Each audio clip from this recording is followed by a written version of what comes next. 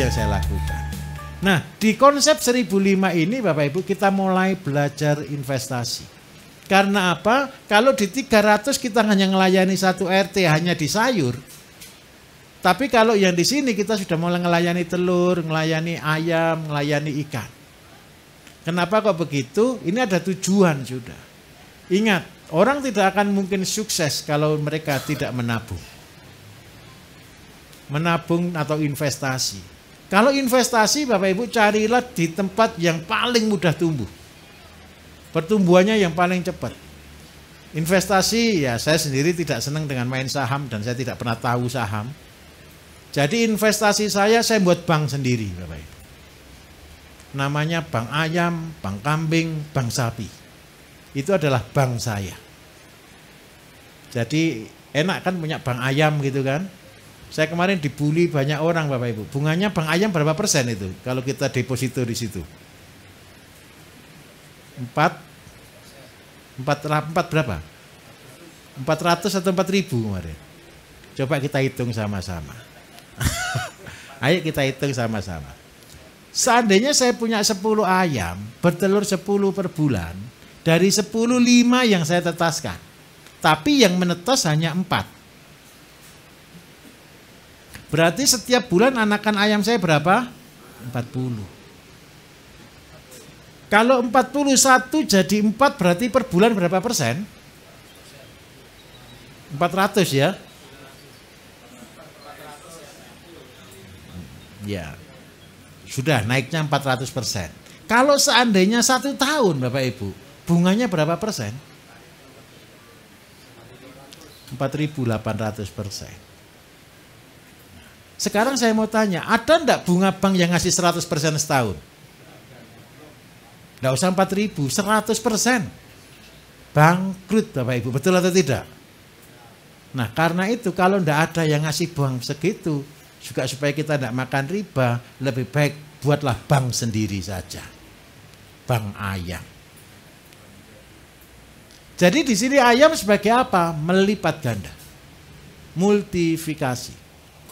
Masalahnya satu Pak. Kalau dari ayam 10 kita punya pakan.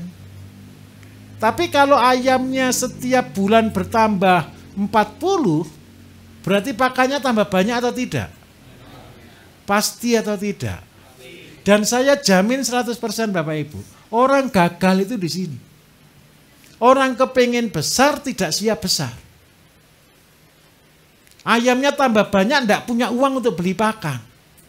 Akhirnya beli pakan asal-asalan. Akhirnya beli pakan semurah-murahnya. Akhirnya beli pakan paling jelek. Ya saya jamin 100% ayamnya sakit. Dan ayamnya pasti mati. Kalau Bapak Ibu sudah mau planning menjadi miliarder. Dan menjadi besar. Bapak Ibu harus siap dari awal. Siapnya apa? Ketika saya sudah punya 10 ayam nih. Nanti 2 bulan lagi saya sudah punya ayam 50 ini. Bisa di schedule enggak kira-kira? Bisa. Bisa di planning enggak? Bisa. Dan kalau sudah di planning yang harus kita siapkan adalah pakan. Kalau pakan masih beli saya jamin 100% gagal. Saya ulangi ya. Kalau pakan masih beli saya jamin 100% gagal. Loh Pak, untung Pak, ngepres itu cerita menghibur diri saja. Fair.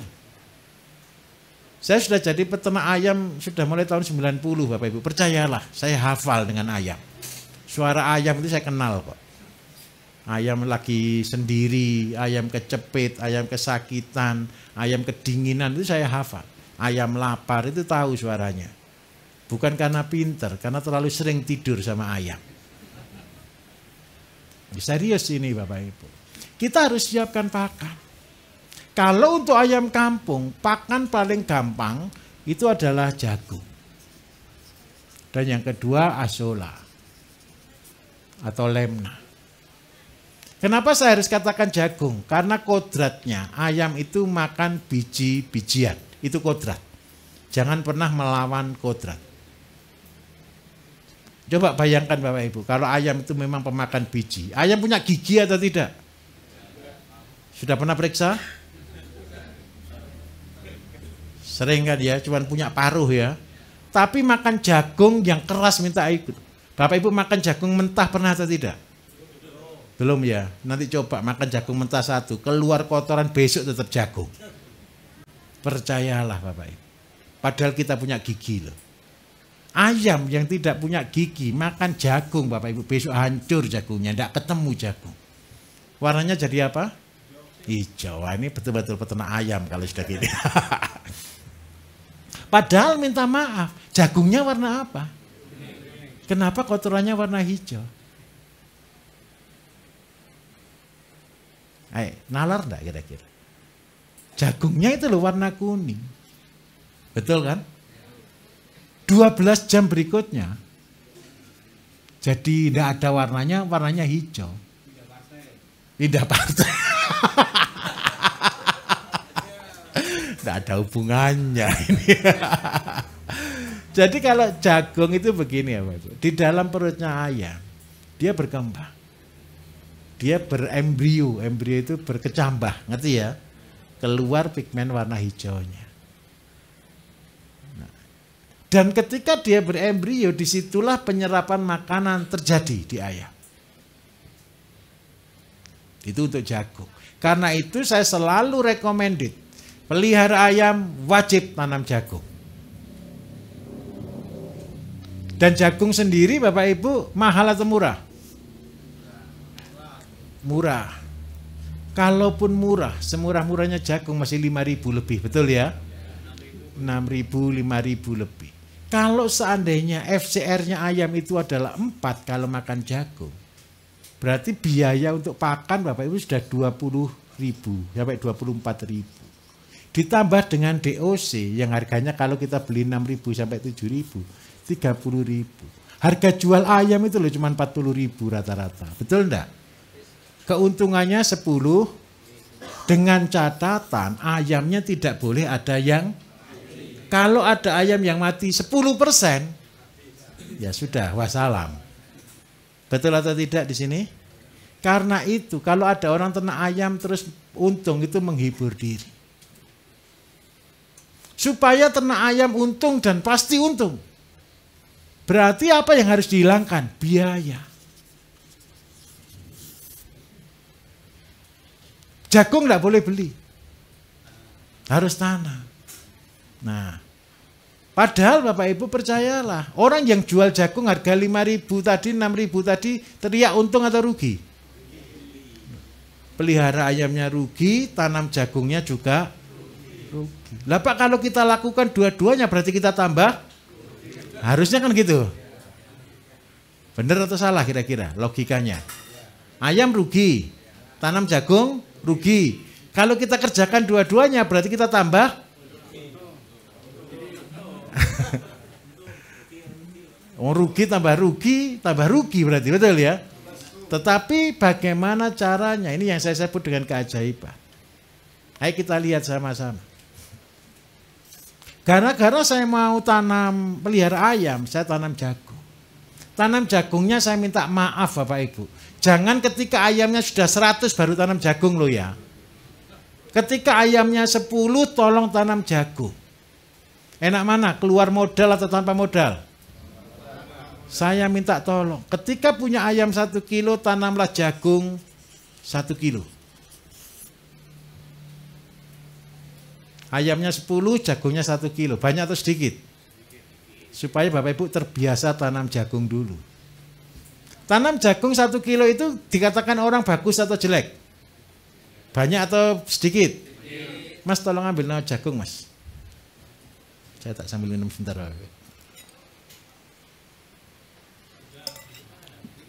Di mana? Oh di meja. Oh ini ya ini. Ini jagung yang unik. Inilah enggak apa-apa bandingan. Saya kembangkan jagung Madura Bapak Ibu. Seandainya Bapak Ibu nanti pulang dari sini, tanam jagung, keluarnya segini ikhlas enggak kira-kira? Sebentar. Ini sudah unik kan? Mungil atau tidak? Bisa membuat lebih kecil dari ini enggak kira-kira? Sudah, sebentar. Ini dulu tanamnya berapa? Pasti? Yakin ini 1 tanamnya? Kalau keluar segini tanamnya berapa? 1 juga. Saya minta maaf Bapak Ibu. Saya pilih jagung Madura itu sebenarnya yang mungil-mungil gitu seneng saya. Kenapa? Tidak ada yang lebih kecil dari ini. Nah, sekarang saya minta tolong. Ayo Pak, minta tolong ya, dihitungkan Pak ya. Caranya gitu dipipil Pak nggih. Dipipil 10-10. Ayo Mas, di sini Mas. Hitungkan Mas, yang agak besar.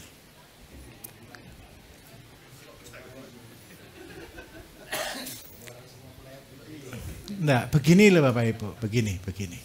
Orang seringkali melihat itu bentuknya. Tapi orang tidak pernah tahu bijinya. Berapa kalinya.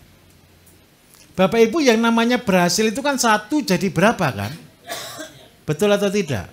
Modal 1 jadi berapa? Itu rumus, tolong jangan dilanggar. Terus yang kedua, carilah jagung yang pasti hidup. Yang ketiga, carilah jagung yang tahan penyakit.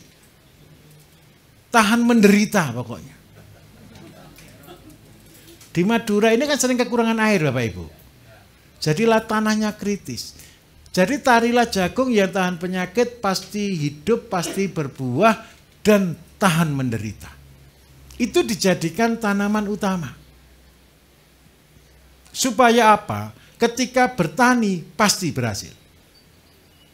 Rumusnya hanya 1, tanam jagung 1 kilo. Kalau seandainya nanti ini keluar, kalau menurut saya Bapak Ibu itu keluar 100 biji minimal. Kalau keluar 100 biji berarti 1 jadi 100. Dalam waktu kalau fairnya cuma 2 bulan lebih sedikit. Tapi karena ada beberapa kasus di tanah-tanah yang subur, jagung Madura ini untuk matinya dia lambat. Jadi dia menikmati hidup lebih lama, sampai 80 hari Bapak Ibu. Anggap aja jadi 3 bulan. Oh, ini normal atau tidak kalau 3 bulan untuk jagung? Wajar kan? Nah jagung Madura juga sama ternyata, sampai 3 bulan. Tapi ingat kata kuncinya, 1 jadi 100. Ini rendah Bapak Ibu. Dibandingkan dengan hibrida yang 1 bisa 700 dan 1 bisa 400. Rendah atau tidak? Secara produksi kan rendah sekali kan? 1 cuma 100. Supaya kita sama dengan hibrida, berarti bibit kita harus 4 kalinya jumlahnya. Ada kelebihannya. Jagung hibrida batangnya besar atau kecil? Kalau besar berarti butuh tempat luas atau sempit? Kalau jagung Madura kecil, berarti butuh tempat luas atau kecil? Karena itu tanamnya bisa lebih rapat. Itu kelebihannya. Kekurangannya apa? Jagungnya mungil-mungil. Kelebihannya apa? Karena dia jagung Madura bukan jagung bule Bapak Ibu. Paham ya? Lah sekarang ini jagung hibrida apapun, harga berapapun, berani jamin bule tidak? Tidak berani, soalnya kecampuran dari luar negeri. Jadi bule. Lah kalau lokal, dia lokal, tidak keluar bule. Lah sekarang kepingin kita berhasil atau bukan, itu aja goalnya. Perkara hasil, naikkan jumlah. Itu yang pertama. Yang kedua, kalau kita sudah ketemu rumus seperti ini, berarti apa yang harus kita mainkan sekarang? Multiplikasinya berapa kali? Jadi kalau 1 jadi 100, terus kita pilih Bapak Ibu, jagung itu begini. Ini belum, besok saya akan ajarkan tentang rekayasa genetika. Bagaimana Bapak Ibu bisa menjadi penangkar benih. Jagung Madura kan acak begini, karena dia jagung lokal, betul ya? Yang kecil-kecil dipanen dulu.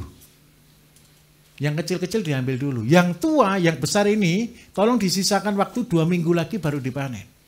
Dijadikan apa? Dijadikan benih. Tidak perlu banyak deh. Dari 100 kilo diambil 10%. Berarti seandainya ini bulan pertama tanam 1 kilo, bulan keempat saya tanam berapa kilo? 10 kilo. Minta maaf, ini bukan untuk bisnis. Ini untuk ilmunya Bapak Ibu supaya berkembang. Saya belajar ilmu ini terus terang bukan asli dari saya. Ini saya belajar dari Ford. Yang punya mobil Ford Bapak Ibu. General Motor. General Motor mulai dari petani sampai dia bisa buat pabrik Ford. Teori ini yang dia kembangkan. Tapi di gandum. Bukan di jagung. Nah, satu jadi 110 kalau kali 100 ketemu berapa Bapak Ibu? 1000. Multiplikasi kita lanjutkan. Berarti berapa di sini? 100. 100 keluar berapa? 10 ton. 10 ton ketemu 1000 di sini. 1000 ketemu 100 ton. 100 ton ketemu 10 ton. 10 ton ketemu 1000 ton. 1 juta kilo. Minta maaf. Kalau mau jadi bupati cukup 13 bulan. Kurang sedikit lah, tambah 1 bulan, 1 kali siklus lagi. Jadi kalau di sini ke 16 Bapak Ibu ya. Berarti tanam 100 ton, keluarnya berapa? 10.000 ton. Ini cukup untuk nyalon bupati. Kalau kali 5.000 berapa?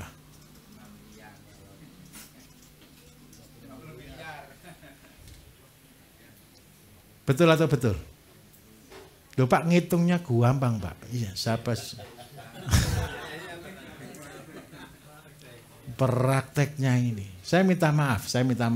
Ini ngitungnya gampang kan?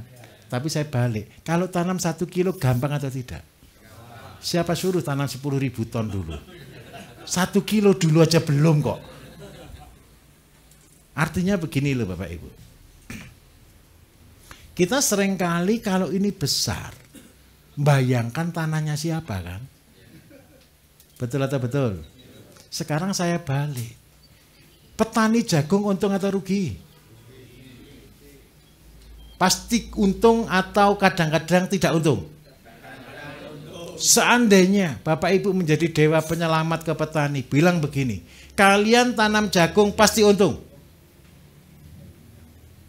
Kadang-kadang orang tanam jagung itu Bapak Ibu kembali beli benih, kembali beli pupuk, itu aja lo sudah senang, betul atau tidak? Sekarang nggak usah modal sama sekali dan tetap terima uang. Itu yang saya sebut dengan sistem pertanian syariah. Tenang, sebentar lagi pasti keluar konsepnya. Kita sedang merancang pabrik pupuk besar Bapak Ibu, kapasitas 200 ton per hari. Bukan saya tapi mitra kita. Ya temennya Bapak Ibu. Kita mau buat Kabupaten Ponorogo jadi sentral jagung nasional. Saya dulu pernah buat ini bersama Pak Fadel di Gorontalo dan kita akan buat ini di Ponorogo. Kita jadikan Ponorogo sentral jagung nasional. Kita bangunkan di sana pabrik dengan kapasitas 200 ton per hari.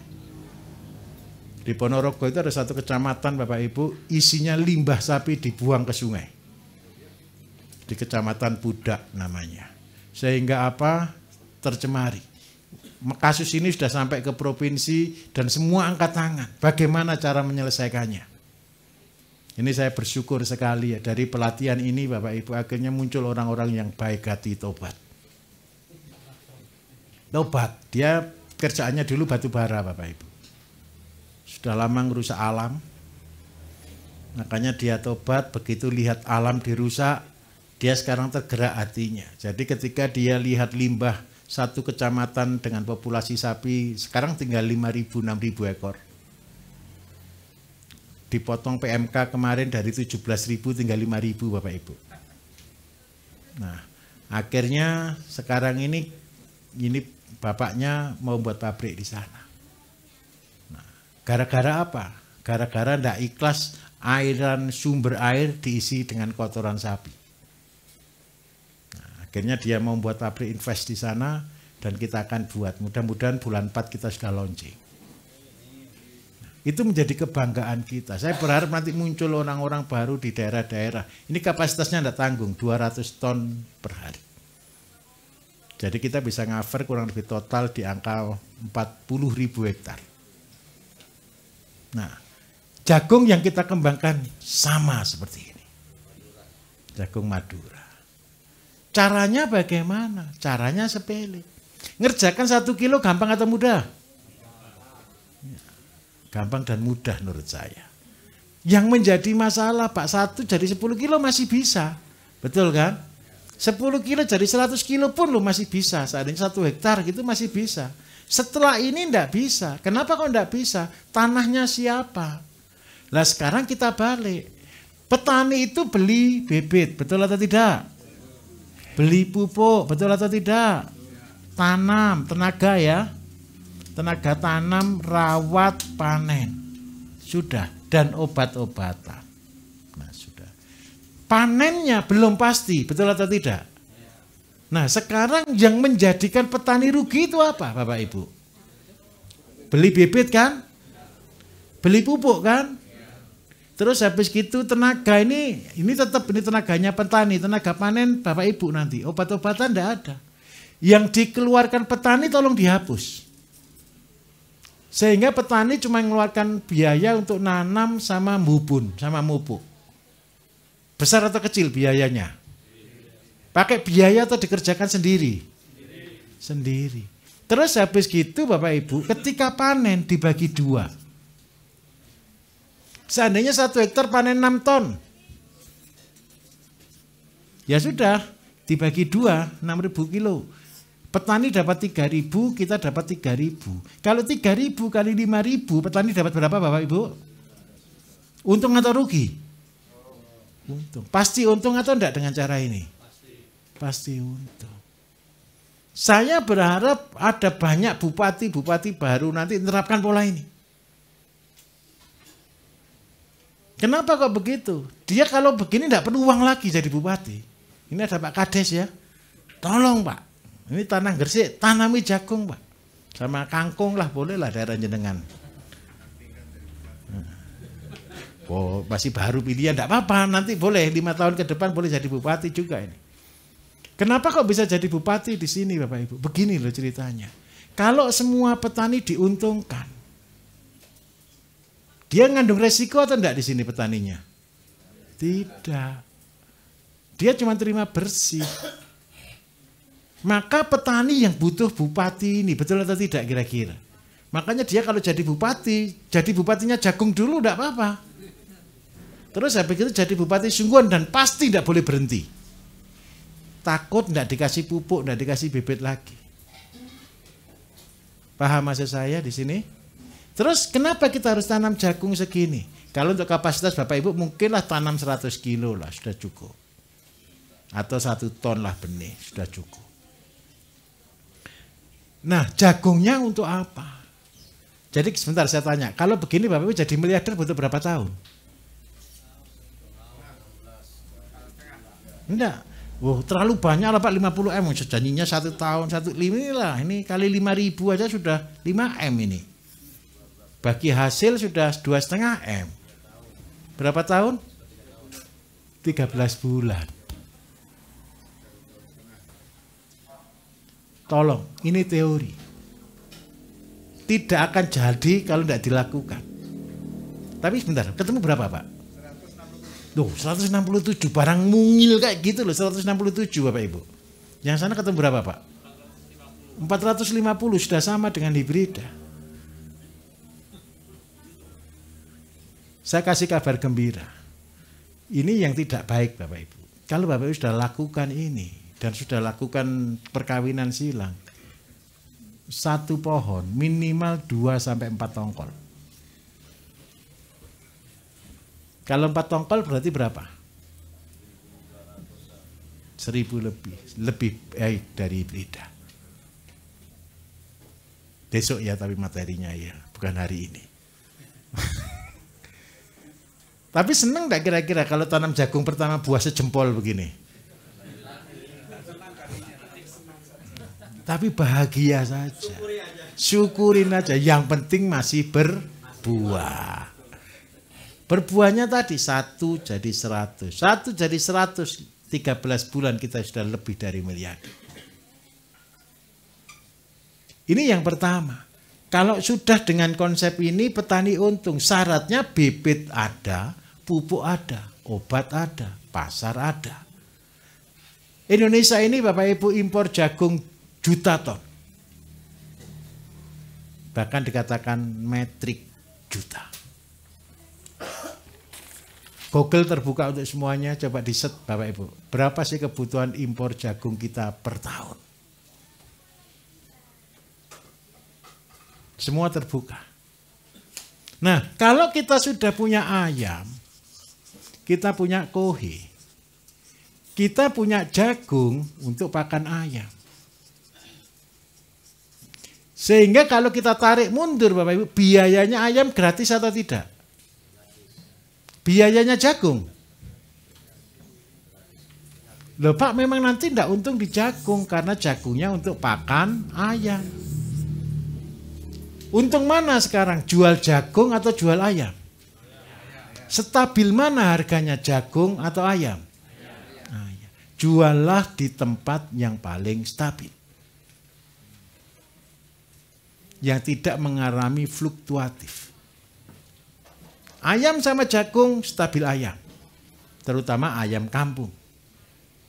Nah, kalau kita sudah ayam dan jagung, maka ayam menghasilkan kohe, kohe menghasilkan pupuk. Berarti pupuknya jagung gratis.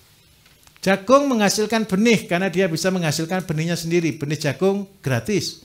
Obat-obatan bisa kita buat sendiri. Nah, dari dua ini saja yang saling berkaitan, maka membuat usaha itu saling menguntungkan. Ayamnya untung, jagungnya juga untung. Terus bagaimana Pak caranya supaya bisa masuk ke konsep 1005? Jagung perlu air tidak Bapak Ibu? Wajib atau tidak? Wajib. Air itu kapan datangnya? Waktu hujan. Waktu hujan semua kebagian air hujan. Tapi saya minta maaf dengan sangat Bapak Ibu. Air hujan itu cuma numpang lewat. Betul atau betul? Jadi air hujan cuma numpang lewat dan hilang. Saya paling tidak senang ketika ada orang ngeluh ke saya, Pak, tanah saya kering, tidak ada air.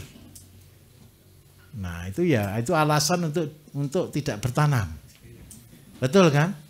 Terus saya balas lagi, masih ada hujan enggak? Ya masih Pak, hujan. Hujan kan munculnya kemarau penghujan saja. Kalau kita orang bijaksana Bapak Ibu, bertanggung jawab dengan rezeki, saya minta tolong buatkan kolam. Kalau ditanya kolam untuk apa? Menampung rezeki. Air hujan itu rezeki atau masalah? Tergantung Pak. Kalau saya di Jakarta air hujan itu masalah Pak. Karena banjir terus. Tapi di tempat lain air hujan itu jadi rezeki. Air rezeki tolong ditampung. Seberapa luas kita menampung seperti galah. Kenapa sih harus seperti galahan? Begini ceritanya. Musim kemarau Bapak Ibu berapa bulan?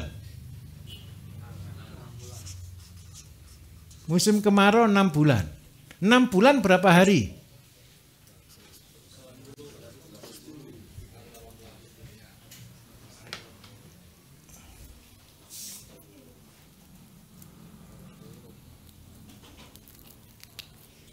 ...180 hari.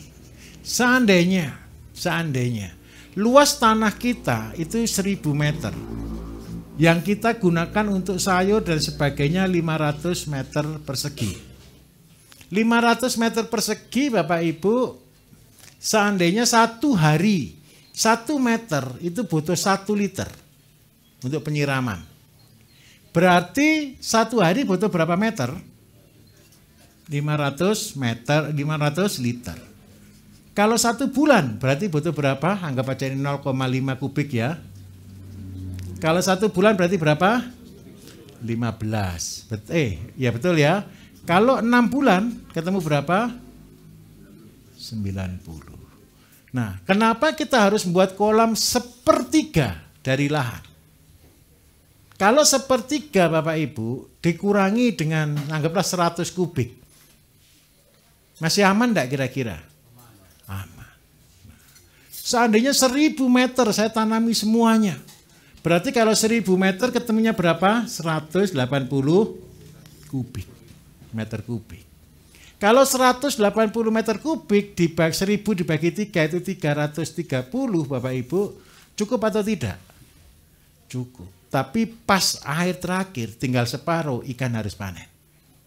Karena itu kita pelihara ikannya harus maksimal umur 9 sampai 10 bulan. Jadi kalau ditanya orang kenapa harus ada kolam sepertiga? Karena cukup untuk penyiraman sepanjang tahun. Terus yang kedua, kolam sendiri Bapak Ibu bermanfaat apa? Subur mana tanamannya? Disiram dengan air bersih atau disiram dengan air kotor? Air kotor. Air kotor itu mengandung kotoran ikan dan mengandung fitoplankton. Kalau Bapak Ibu ke sini di belakang, di sampingnya kolam itu kan ada filter ya. Air pertama jatuh, kalau Bapak Ibu ambil serok di dasar, itu adalah alga. Alga itu yang biasa kami gunakan di sini untuk ngasih makan ikan lele. Saya biasanya kalau malam ngasih makan lele di situ tuh pakai alga itu. Tahu alga Bapak Ibu? Alga itu jenisnya ada macam-macam, ada spirulina. Pernah dengar spirulina? Korela. Pernah dengar korela? Mahal atau murah? Itu 1 kilo tidak boleh 1 juta Bapak Ibu. Cara buatnya sepele. Kalau Bapak Ibu punya kolam, tolong jangan filter penghisapnya jangan ditaruh di bawah ya. Kalau di bawah ini kan kotoran ikan. Ini ditaruh di atas. Tujuannya apa? Yang kita ambil itu hanya fitoplankton. Sehingga yang kita ambil itu hanya hijau, air hijaunya. Air hijaunya itulah alga. Dan alga itu yang saya sebut sebagai superfeed bagi tanaman atau superfeed bagi hewan. Ciri utama ketika makannya alga, semua ternak dagingnya akan kualitas number 1. Gratis atau beli? Gratis. Nah, kelebihannya di sini. Kalau jagung itu 1 butuh 3 bulan, kalau alga butuh 8 jam. 1 menjadi 2. Kalau asola setiap 4 hari. Nah, ini konsepnya. Nah, sekarang kembali lagi ke ikan. Jadi kalau saya pelihara kolam di sini Bapak Ibu, kolam di sini fungsi utamanya memang penampungan air hujan.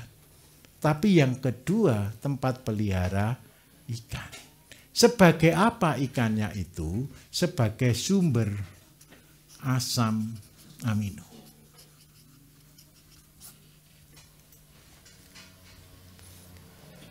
Kotoran ternak yang mengandung asam amino terbagus adalah ikan. Syaratnya bukan makan pelet, tetapi makan fitoplankton. Enak mana Bapak Ibu makan ikan liar sama ikan yang dimakan pelet? Ikan pancingan di sungai gitu kan. Apa yang membuat mereka enak? Fitoplankton. Itu makanannya. Jeleknya apa yang di luar sana? Lambat besarnya. Tapi percayalah, asal dia makan tetap besar. Nah, saya tanya, kolam ini tadi untuk ikan atau untuk nyiram? Berarti ikan di situ bonus atau utama? Bonus. Jangan dihitung. Wong itu cuma numpang hidup. Terus yang kedua, berapa banyak ikan yang kita isi? Kalau luas kolam adalah 300 meter atau 330, sepertiganya lagi adalah buat asola atau lemna. Kenapa sih harus sepertiga? Supaya dia bisa makan. Jangan sampai Bapak Ibu punya usaha yang menghabiskan dompetnya Bapak Ibu. Sudah ada di sini yang ternak ikan, terus dompetnya habis gara-gara dimakan ikan? Gitu ya Pak ya. Enggak dikasih makan kurus, dikasih makan kita yang kurus. Nah karena itu lebih baik aja ikannya dimakan saja. Nah karena itu Bapak Ibu minta tolong, ini prinsip. Jangan pernah berternak kalau kita tidak siap makan. Pasti kita akan dimakan oleh ternak kita. Itu pasti. Supaya kita tidak dimakan, siapkan kolam asola. Berarti kalau kita punya 300 meter persegi, Seandainya ikan gurami yang saya pelihara 1 meter persegi sama dengan 10 ekor. Berarti jumlahnya berapa ekor? 3.000. 3.000 ini jadi tabungan. Terus kalau Bapak Ibu mau lebih kreatif. Asola diberikan ke ikan mau atau tidak? Mau. Tapi saya minta maaf. Asola kalau dimakan ikan kotorannya banyak. Apalagi gurami. Supaya dia kotorannya tidak terlalu banyak, penyerapannya lebih optimal, berarti perlu fermentasi. Fermentasi berarti Bapak Ibu siapkan ember. Betul ya, tadi buat pakan pakai ember enggak? Nah, sekarang saya tunjukkan cara supaya tidak perlu beli ember. Belilah namanya bebek. Jadi kalau ada orang tanya kenapa pelihara bebek, untuk tabung fermentasinya ikan. Tadi buat pakan ikan sudah jelas, ada singkong atau talas, ada daun, ada asola, betul ya? Oh belum ya? Oh besok, berarti besok. Tenang, ayam saja, oh besok berarti. Nah, makanan ikan itu ngandung karbohidrat. Karbohidrat terbagus itu singkong atau talas. Sama daun talasnya, sama asola. Saya minta maaf. Supaya itu tidak langsung ke ikan. Dan itu jadi lebih bagus kualitasnya. Fermentasi, tolong. Bahan pakan ikan. Masukkan mulutnya bebek dulu. Numpang lewat. Bilang ke bebeknya numpang lewat ya. Gitu loh. Tolong makan ini, besok kasihkan ke ikan. Tujuannya apa Bapak Ibu? Bebek ambilnya itu cuma 0, sekian persen. FCR-nya bebek itu jelek, bisa 6 sampai 8. Kalau basah 8 kilo. 1 kilo daging dia butuh 8 kilo pakan. Berarti seandainya Bapak Ibu ngasih pakan 8 kilo, 1 kilo diminta bebek boleh toh? Yang 7 kilo untuk ikan gitu kan? Nah itu konsepnya seperti itu.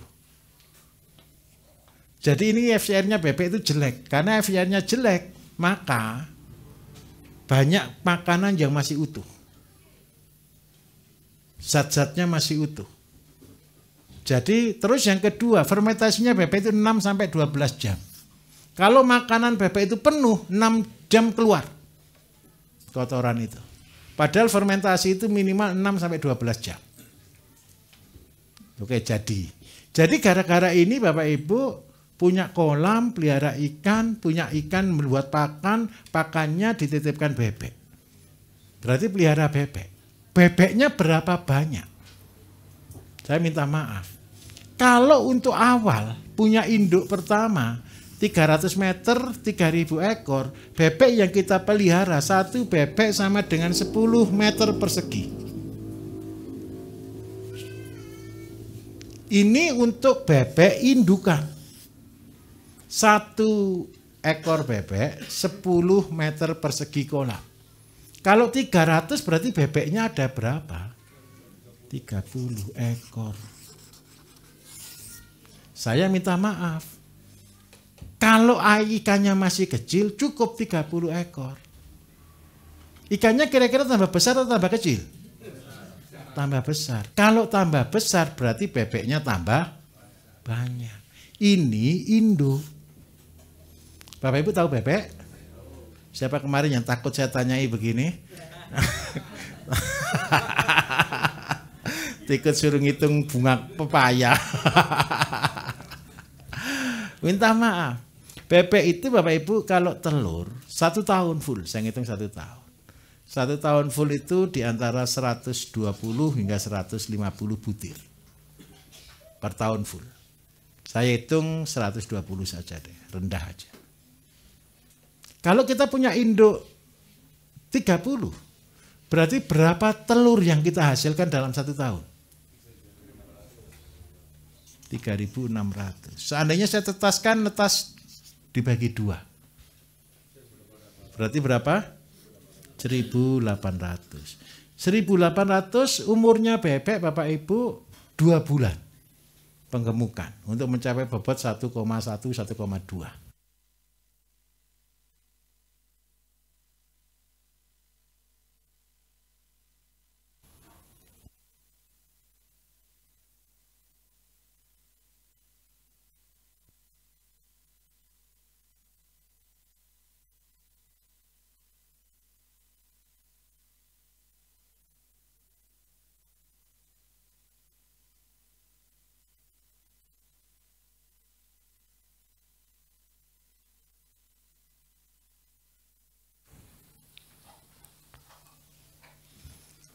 Cek. Oke, baik. Kalau 1.800 kita bagi 6 Bapak Ibu, berarti berapa? Per 2 bulan. 300 itu berarti per meter berapa ekor?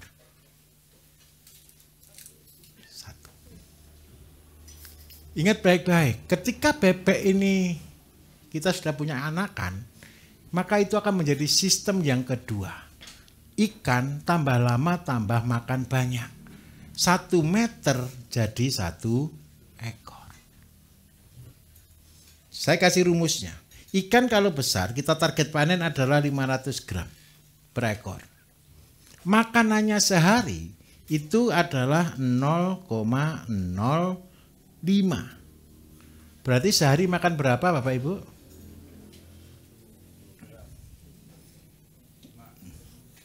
25 gram. Itu makanannya sehari. Bebek sehari makannya 250 gram. Berarti 1 ekor bebek untuk ngasih makan 10 ekor ikan. Ini rumusnya. Bapak Ibu pernah nonton kan YouTube saya, pelihara ikan setahun dapat 300 juta? Nah, itu ada yang kurang. Bebeknya kan belum saya jelaskan. Sekarang ya beberapa kali sudah saya jelaskan juga sih. Kalau cuma mengharapkan asola cukup, kurang. Kita harus pakai bebek.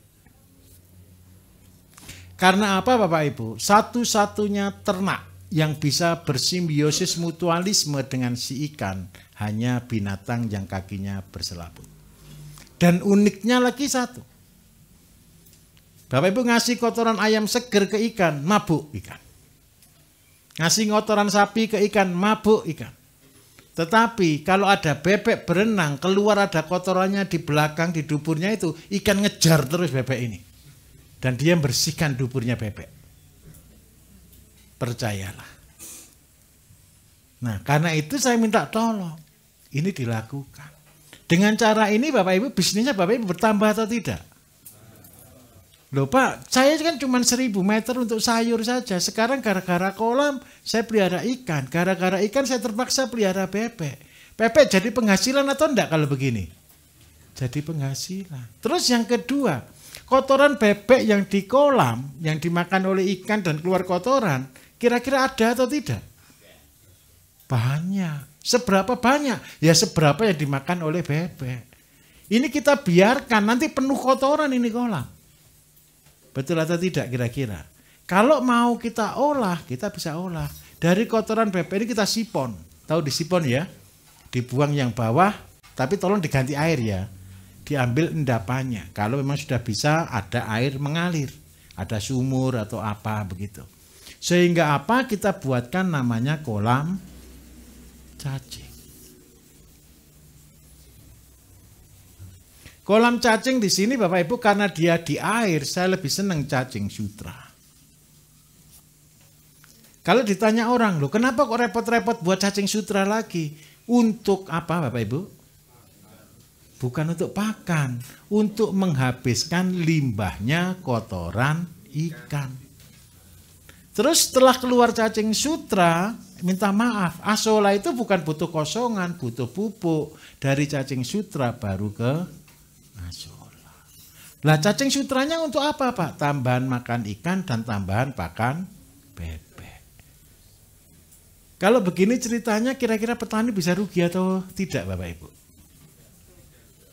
Tapi tolong loh ya jangan dibuat sekaligus loh, stres nanti Bapak Ibu. Mau sekarang aja sudah bingung.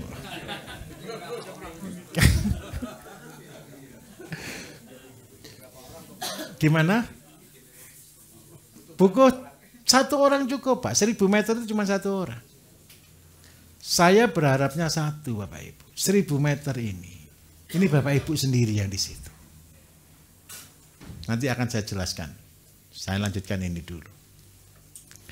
Gara-gara saya cuma punya sayur, saya punya kolam, saya punya ikan, saya punya bebek, saya punya cacing, saya bisa buat asola. Sehingga apa? Pendapatannya tambah banyak atau enggak sumbernya? Tambah banyak. Kalau kemarin cuma dapat dari sayur, Pak, dari penghasilan harian. Sekarang kita punya investasi. Kita bisa pelihara ikan dan bebek. Kita juga sudah punya ayam. Walaupun ayamnya belum bisa banyak, jagung tidak bisa di 1.500. Jagung itu investasi. Harus di luar 1.500, harus bermitra. Kalau bebek di sini bisa enggak? Ini pun enggak bisa. Ini cuma numpang, bermitra. Kalau Bapak Ibu kosongan, enggak ada singkong, enggak ada gitu, bebeknya enggak boleh lebih dari 30 ekor. Hanya 30 ekor. Ini cuma makan asola dan makan singkong. Singkongnya pun masih butuh beli.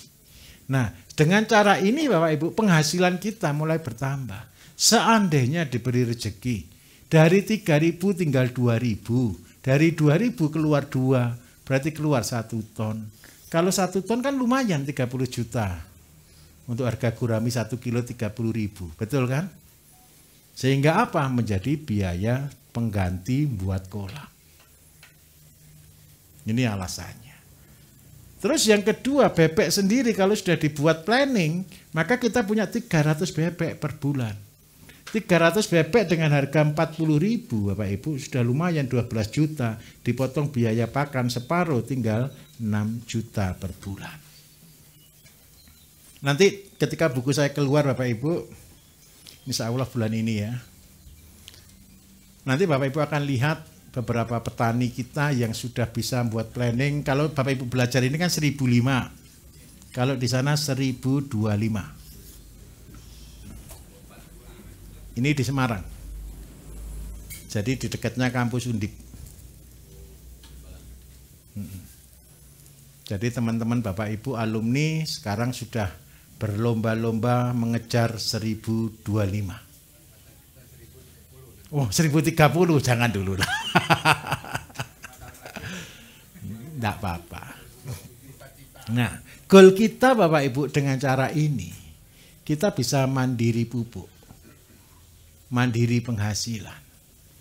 Nah, harapan saya setelah ini jadi, saya minta tolong dengan sangat. Bapak Ibu sudah alih profesi, menjadi guru, menjadi kiai, menjadi pemimpin di sini. Ciptakan murid. Siapa yang mau kerja sampai tua, ada enggak? Yakin enggak ada ya? Nah, naik level kita.